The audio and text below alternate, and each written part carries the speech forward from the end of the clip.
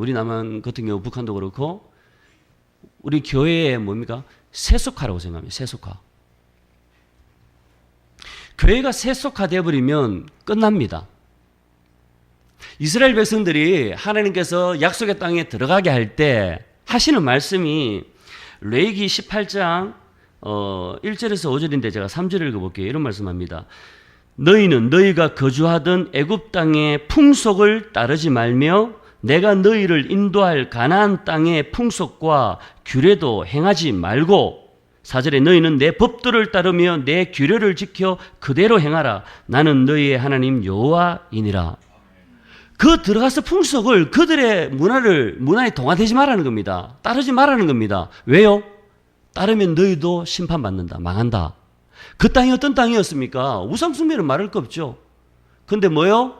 지금 우리나라 시끄러운 거 이런 거 동성애 이런 거 수간, 건친상간 온갖 그 땅의 죄악들이 이미 지나쳤기 때문에 그 땅이 그들을 토하여 내치기 때문에 하나님께서 심판하는 겁니다. 그냥 뭐 그 사람들을 미워서 심판하는 게 아니에요. 이 땅의 죄악이 아직도 간영하지 않았다. 다 차면은 그래서 사대만에 돌아올 때 그 땅의 죄악이 간영차던 때를 하나님께서 맞춘 거 아닙니까? 너희들이 들어가서 그들을 하는 걸 그대로 닮아가면 망한다는 겁니다. 지금 우리나라의 모습 아닙니까? 한국 교회 지금 모습이 어떻습니까? 교회 세속화. 이게 뭐 교회인지 세상인지 구분이 안 되고 똑같잖아요. 가치관이나 사람들 이 마인드나 삶의 방식이나 이게 똑같습니다. 한국 교회가 지금까지 복음이 들어오고 세상과 구별되었지 세상 사람들이 봐도 교회 다니는 사람이 교회는 싫어해도 다르다는 건 알았다고요. 130년 역사라고 이야기하는데 지금 오늘날 이렇게 수치를 당하는 때가 한국 교회에 없었다니까요. 아이고 너거나 잘해라. 뭐 세상 걱정하지 뭐 너가 걱정된다 야. 지금 그거잖아요 세상 사람들은. 옛날에 우리 대한민국 건국할 때도 어떻습니까? 그 소수였던 크리스찬들이 민족의 선각자들이라고요. 그들의 정신이 앞서가니까 다른 사람 따라올 수밖에 없죠. 근데 우리가 지금 정신이 앞서갑니까? 세상 사람들보다? 앞서가는 건 다른 거 없습니다.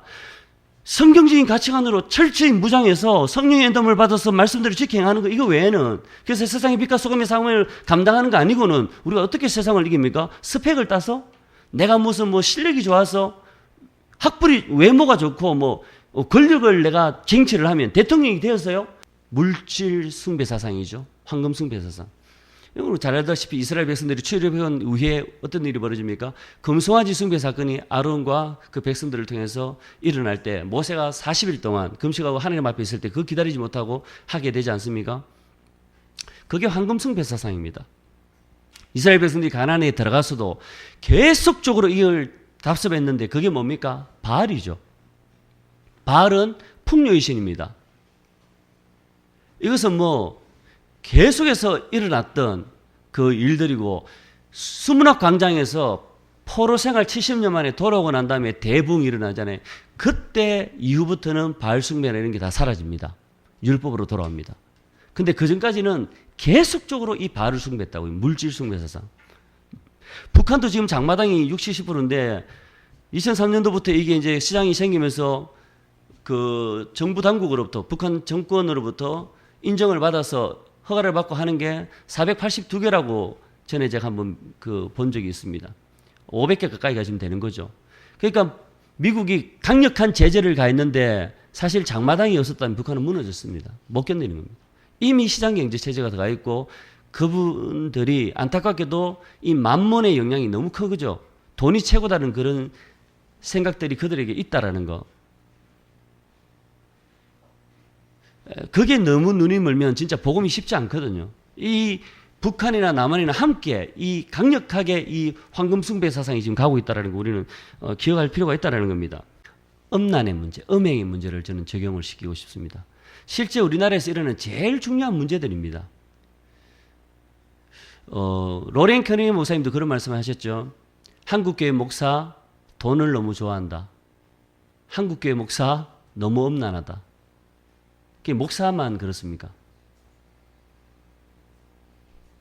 유명한 목사님들 뭐 축복나기처럼 떨어지는 거 보고 그게 다라고 생각하는데요.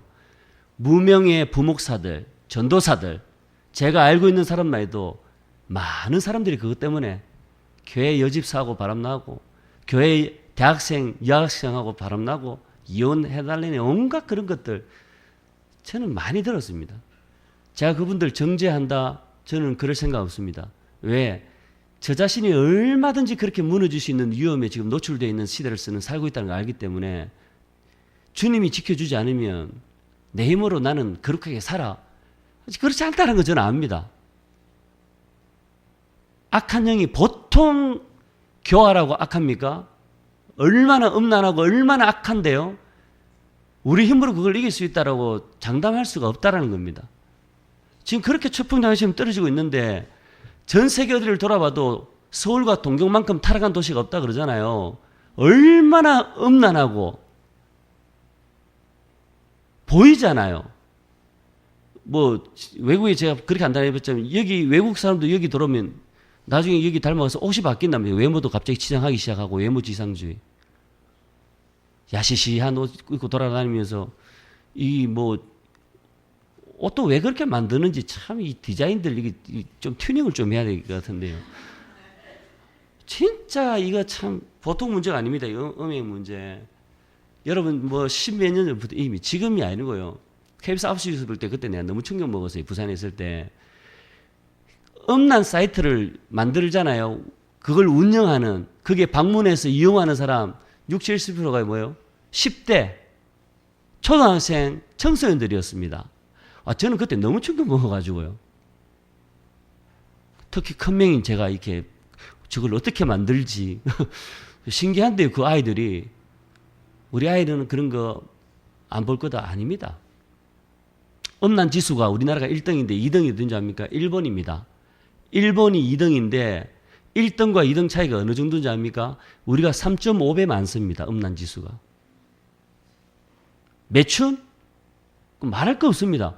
제가 지금 그냥 막 되는 대로 말하는 거 아니에요. 제가 얼마나 70대 기도 제목한다고 리서치를 많이 했겠습니까? 아이고 머리가 막 어지럽습니다. 그거 보면 진짜 참 심각합니다. 미국 국무부에서 연례 보고서를 했는데 제가 읽어드릴게요. 매춘, 한국 매춘 공급지, 경유지, 목적지. 한국이 매춘이 공급지고 경유지고 목적지라는 겁니다. 유엔 그 마약 범죄국에서 이런 선언을 했어요. 한국 남성 동남아 아동 성매매의 주 고객이다. 이렇게 알죠, 여러분? 저는 일본 놈들 우리나라 저 부산에 있을 때 완월동 사창가라고 했는데 거기 일본 놈들이 많이 우리 한국 여인들 데리고 논다는 소리 듣고 정말 화가 났었거든요, 어릴 때. 근데 우리는 일본보다 월등히 더 그런 나쁜 짓을 동남아 전체에서 하고 다닙니다. 남자뿐 아니라 여성 아줌마들도 다닙니다. 동성애 차별금지법 이런 거 말할 거 없죠. 저는 실명을 거론해서 죄송한데 이 박원순이라는 사람, 시장, 그리고 교육감이죠. 조희연이라는 이런 사람들. 이런 사람 찍어준 크리스찬은 저는 좀 잘못됐다고 생각합니다. 저는 보수 진보 이야기하는 거 아닙니다. 그들의 정책이 어떤 반성경적인, 저는 통일을 우리만큼 원하는 사람이 어디 있습니까? 그래서 저는 통일을 반대한다면 좀 이상한 인간으로 봅니다. 저는 집 받고 싶어요. 진짜 통일을 반대하는 생각하면 그 정도로 통일을 원하잖아요. 그런데 저는 개인적으로 그렇게 생각합니다. 통일보다 진짜 중요한 가치는 거룩이잖아요. 거룩. 한국 교회가 거룩을 잃어보고 제약이 소돔 고모라처럼 그 가나안 땅에 하나님 심판하는 것처럼 제약이 간영해서 지금 우리가 이 남북이 갈라지고 이런 것도 제 문제 아니겠어요? 이 죄를 갖다가 허용하고 계속 그러는데 그런 부분에 대해서는 지적하지 않고 계속 통일만을 이야기한다, 목사가. 그게 무슨 목사예요? 통일운동가지. 저는 목사로서 그렇게 생각을 합니다.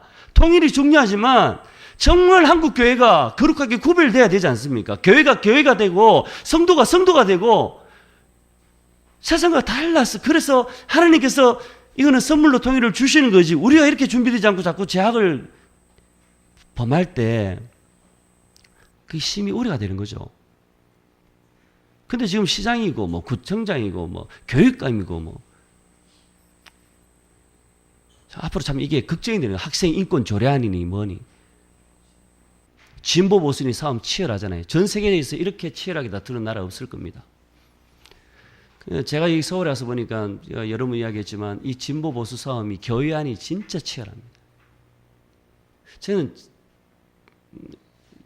농락당하는 기분을 참 많이 느꼈거든요. 세상의 그 이념이, 사상이, 이 이데올로기가 파워는 있겠지만 이게 어느 만큼 파워 있었으면 어떻게 복음의 파워가 이보다 못한가? 주님을 믿는다는 사람들이, 자신은 또 신실하다고 생각되는 사람, 한다는 사람들이 이 이데올로기를 가지고 이렇게 싸운다 할 때 복음이 농락당하는 기분이에요, 교회가. 여러분 이해됩니까? 전 농락당하는 기분이었어요. 그래서 이 이데올로기 이거 실체가 있으면 그냥 끄잡아 내려서 그냥 막 밟아버리고 싶은데 숭배하고 있는 거예요, 지금. 진짜 어떻게 보면 이념이 종교화되어가는, 촛불 태극기 이런 뭐 극단적으로 나뉘어서 이런 부분이 있었는데 참 이 이념 문제가 이 보통 문제가 아닙니다. 북한을 어떻게 보느냐에 따라서 너무 그 다른 부분이 있는데, 북한에 우리가 잘 알지만 이 북한 체제를 유지하기 위해서 이런 그 이념적인 부분에서 정치범 수용소를 만들어서 12만에서 뭐 20만, 15만에서 20만 이렇게도 이야기하는데, 기독교인들 7만이다 뭐 이렇게 이야기하는데, 정말 정치범 수용소 완전히 폐쇄될 수 있도록 우리가 기도 강력하게 해야 됩니다. 아무리 이 지금 전쟁의 그 고비를 넘기면서 남북이 화해 이렇게 나가는 거 너무 귀하죠. 맞아요. 그런데 여기에만 함몰돼서 북한의 인권, 특히 크리스찬들이 거기에서 생체 실험을 당하고 처참하게 고문과 성폭력과 강제노동과 굶주림에 죽어가고 비참하게 죽어가는 우리 동포들, 복음을 듣지 못하고 죽어가는 동포들에 대한 이런 부분은 생각하지 않는다면 그게 정말 크리스찬입니까? 이것만 보고 갑자기 김정은이가 천사로 바뀐 겁니까? 그냥 그 사람이잖아요. 나는 무조건 쇼로 이야기하면서 무조건 대화의 대상으로 보지 않는다는 것은 그건 저는 반대입니다. 너무 그렇게 가서는 안 됩니다. 그렇다 해서 그게 무슨 뭐 대단한 것이냐, 뭐 인기까지 있다고 뭐 이야기했다고 그러는데, 뭐 김정은이가 뭐 인기 있는지 모르겠지만 너무 이렇게 치우친다는 거죠. 독일 통일이 부럽습니까? 저는 부럽지 않습니다. 독일 통일 정도 돼서 통일된다면 저는 그런 통일을 원치도 않습니다. 저는 그렇게. 이렇게 혹독하게 하나님 앞에 연단받아서 통일돼서 독일처럼 되었다. 저는 너무 슬플 것 같다라는 거예요. 독일이 통일되어서 게르만 민족이 회개하고 돌아왔다는 소식 들어봤습니까? 독일이 통일되어서 전 세계에 붕의 불길이 번져갔다는 소리 지금 한 번도 못 들어봤습니다.